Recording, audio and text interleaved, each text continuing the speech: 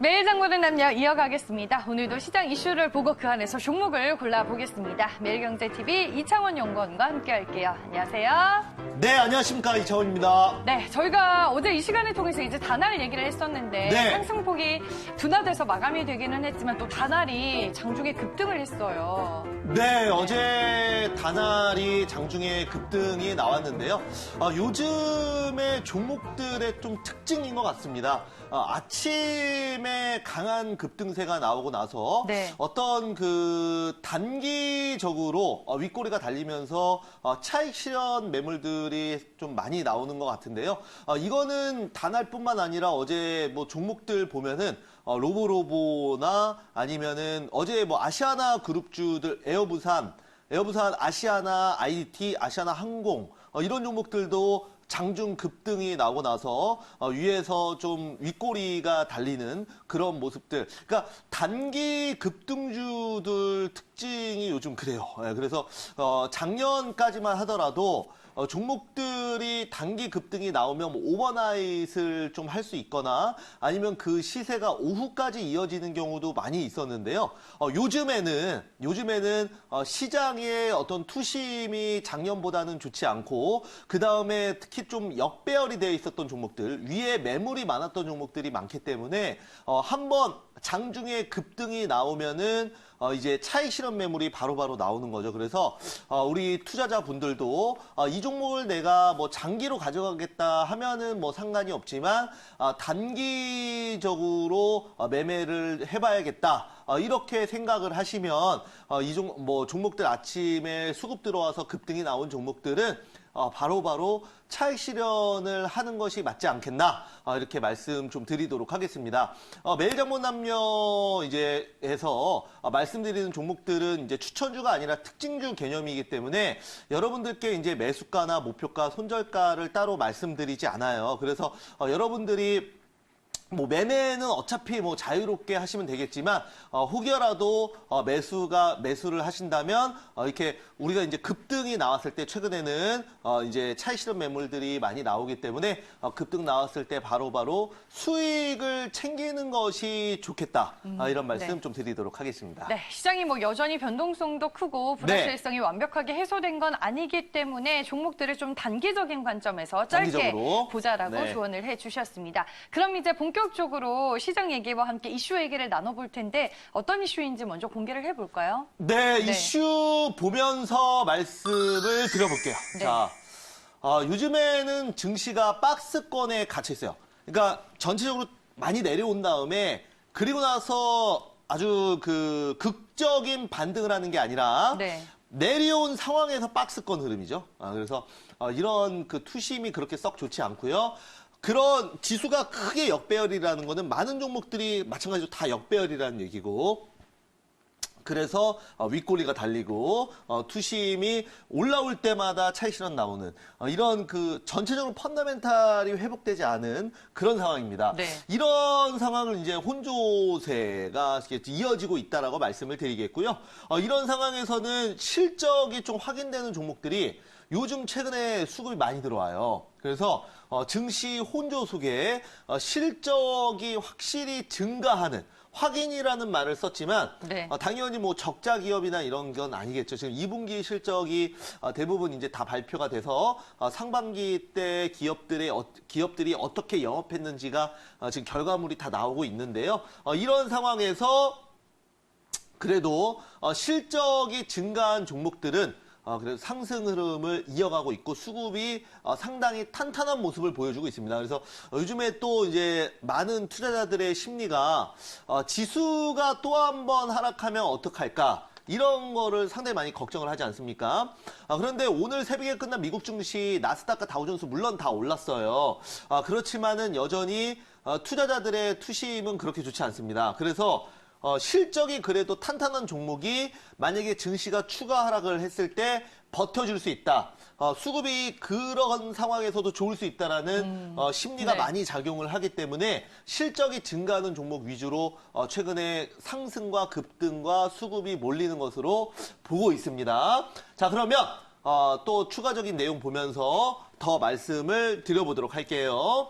자, 내용 보면서 말씀드리면 지금은 뚜렷한 테마주가 없어요. 네.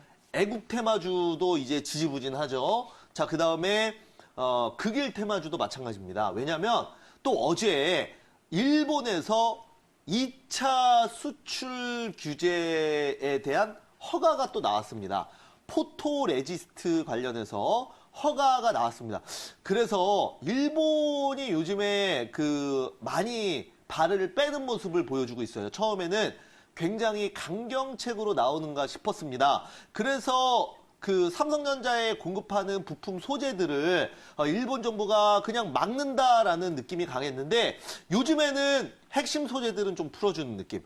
그리고 요즘에 일본의 기업들이 직접 한국에 공장을 짓는다고 지금 나서고 있다고 합니다. 그러면 일본의 소재 부품을 원활하게 가져갈 수 있지 않습니까? 그래서 이런 부분도 일본 정부가 어떤 전략을 우회한 선회했다라는 거에 영향을 미쳤다 말씀드리도록 하겠고요. 네. 그래서 2분기 실적 확인되는 종목 중심으로 오늘 좀 볼 텐데요. 오늘도 한번 특징주 개념으로 전일 또 수급이 좀 강했고 그랬던 종목으로 한번 보도록 하겠습니다. 네, 알겠습니다. 결국 시장에서 또 믿을 건 실적밖에 없다라고 얘기를 해주셨는데요. 오늘 특징주 개념으로 어떤 종목 소개해 주실지 지금 바로 만나보시죠.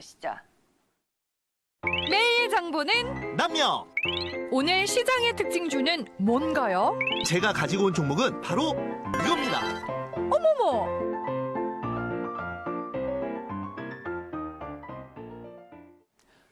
매일 장보는 남녀, 오늘의 종목은 대창입니다. 과연 어떤 종목인지 얘기를 살짝 해주셔야 될 것 같아요. 네, 대창. 많은 분들이 상당히 생소하게 생각을 하세요. 네. 우리가 이제 포털 사이트에 이 종목을 검색해도 대창, 막창, 곱창 이런 거밖에 안 나오고 네. 기업에 대한 정보가 많이 안 나오다 보니 상당히 투자자분들이 생소해야 할 수 있는 종목입니다. 대창. 그래서 이 종목은 이제 광물, 금속 쪽으로 좀 분류를 할 수 있고요. 최근에는 그래핀 관련주로 또 묶여 있습니다. 그래서 이번에 연구개발을 한 이슈가 되면서 그래핀 관련주로 묶여 있고 제가 왜 실적을 얘기했겠습니까? 당연히 이번에 대창에 또 상반기 그리고 2분기 실적이 상당히 또 좋게 나왔기 때문에 오늘 대창이라는 종목을 말씀을 드리는데요. 최근에 그래핀 관련주 보면은 엑사 ENC, 국일제지, 그 다음에 중국 기업이었던 크리스탈 신소재 같은 경우에도 매일 장보은 남녀에서 특징주로 말씀을 드렸던 종목인데요. 또 그 당일날 또 강하게 장중에 가지 않았습니까? 그래서 대창이라는 종목도 마찬가지로 또 그래핀 관련주인데 많이 모르세요. 네, 많이 모르시고 종목에 대해서도 상당히 생소한데 실적은 확실히 받쳐주고 있고 거기에 이제 재료까지 붙어 있는 종목이라고 저는 보고 있습니다. 자, 그래서 대창의 차트 한번 보면서 네. 말씀을 드려보도록 할게요. 네, 차트 포인트 먼저 보도록 하죠. 네, 포인트 볼게요. 자, 5월 달에 단기적으로 최고점인 2,100원을 터치한 이후에 조정을 보이고 있고요. 또한 개인의 수급이 최근에 이제 개선이 되면서 저점을 높여가고 있어요. 네. 자, 볼게요. 한번 차트 보면서 말씀드려보죠. 자, 5월 달에는 바닥권에서 거의 2배 올랐고요. 2배 오른 다음에 그다음에 이제 상당히 좀 깊은 조정을 받았습니다. 깊은 조정을 받았고 바닥권에서 반등 시도를 하고 나서 이제 다시 수급이 개선되면서 올라오고 있는 종목인데요. 요즘에는 고점에 있는 종목들이 시장이 안 좋다 보니 수급이 많이 빠집니다. 제가 이제 5G, 최근에 이제 5G는 거의 제가 근 한 달 넘게 매일 장보은 남녀에서 특징주 개념으로 소개를 시켜드린 적이 거의 없을 거예요. 왜냐하면 5G 다 자리가 저는 높다고 보거든요. 그래서 시장이 불안할 때는 단순히 성장성만 보고 상승한 종목들은 일단은 수급이 빠질 수밖에 없습니다. 물론 시장이 좋을 때는 다시 올라갈 수 있어요. 하지만 시장이 안 좋을 때는 이런 개인들의 심리가 워낙 안 좋기 때문에 이미 한 최근 6개월, 1년 동안 바닥권에서 100%, 200%, 300%, 500% 올라온 종목들은 개인 투자자들도 마찬가지죠. 내가 바닥권에서 1,000만 원어치 샀는데 그 종목이 4천만 원, 5천만 원이 됐습니다. 그런데 갑자기 시장이 안 좋습니다. 그러면 어떻게 해요? 당연히 차익 실현 욕구가 날 겁니다. 똑같습니다. 그런 개념으로 생각을 해주시면 좋을 것 같고요. 그래서 이렇게 물론 내가 종목이 한 3배 올랐는데 앞으로 하반기 실적이 10배, 20배 좋아진다. 그러면 좀 더 가져갈 수 있겠어요. 하지만 그런 경우가 아니라 단순히 뭐 미래 성장성에 대한 기대감으로 상승했던 종목들은 최근에 수급이 많이 빠지고 있다. 대표적으로 먼저 빠진 게 바이오고요. 그 다음에 5G 종목들이 고점에서 수급이 빠지고 있습니다. 그래서 요즘에는 고점에 있는 종목들은 제가 대부분은 매일 장문남녀에서 특징주로 가지고 나오진 않습니다. 보시면 마찬가지죠. 뭐 이런 자리에서는 위험하겠죠. 그래서 급등이 나오고 나서 충분히 좀 바닥권 위주로 바닥권에 있는 종목들 위주로 좀 말씀을 드리고 있고요. 지금 뭐 특징주 개념으로 가지고 나온 이유는 이제 여러분들 그래픽 관련주나 이런 거 좀 많이 보실 텐데 많이 알려져 있지 않기 때문에 이렇게 말씀을 드립니다. 그래서 지금 바닥에서 수급 들어오면서 거래량이 조금씩 터져주고 있는 모습입니다. 자, XINC 한번 볼까요? XINC. 자, XINC도 지금 눌림목 급등이 나오고 나서 눌림목을 줬죠. 자, 여기까지만 보면은 거의 뭐 대창이랑 비슷한 것 같아요. 차트가 이 뒤쪽 말고요. 그죠. 여기까지만 보면은 대창이랑 거의 비슷하죠. 급등 나오고 나서 눌림목 주고. 근데 이 종목은 정고점을 거의 뭐 돌파해서 가고 있습니다. 그래서 그래핀 관련주들이 흐름이 굉장히 좋아요. 뭐 XINC도 아직까지 뭐 구체적으로 그래핀 소재를 생산하는 종목은 아니지만 국책과제를 완료했다라는 이슈로 단기적으로 이렇게 상승이 나왔던 겁니다. 자, 국일제지도 한번 볼까요? 국일제지는 그래도 굉장히 좀 가시적인 성과가 나오는 종목 중에 하나였죠. 그래서 국일 그래핀이 구글과 계약 이슈가 있어서 바닥권에서 단기 급등이 나오고 나서 긴 조정. 이거는 박스권에서 가격만 맞춰주면서 조정을 보이고 나서 거래량 터지면서 다시 재급등이 나온 건데요. 이렇게 조정 구간에서 크게 눌러주지 않고 이렇게 옆으로 횡보하면서 박스권을 그리는 모습은 이거는 이제 만약에 역배열로 가다 보면 종목이 그 위에 있는 매물은 전부 다 악성 매물이 되는 거 아닙니까? 그래서 일부러 가격을 박스권으로 맞춰놓고 거래량만 터뜨리면서 재급등이 나온 거다. 저는 그렇게 해석을 합니다. 자, 그래서 지금 국일제지 같은 경우에도 뭐 워낙 한 500% 가까이 올랐기 때문에 지금은 조정을 보이고 있지만 그래픽 관련주들이 이렇게 좀 수급 자체가 상당히 강하다라는 거를 여러분들께 말씀을 드리도록 하겠습니다. 자, 크리스탈 신소재도 한번 보도록 할게요. 자, 크리스탈 신소재도 보시면은 자, 이 종목이죠. 자, 크리스탈 신소재도 우리가 이제 이 중국 기업입니다. 중국 기업이지만 우리나라에 상장이 돼 있습니다. 자, 그래서 크리스탈 신소재 지금 바닥권에서 동사 같은 경우에도 자회사가 이제 그래핀 회사를 지분 인수를 해주면서 지금 수급이 좀 들어온 그런 부분이고요.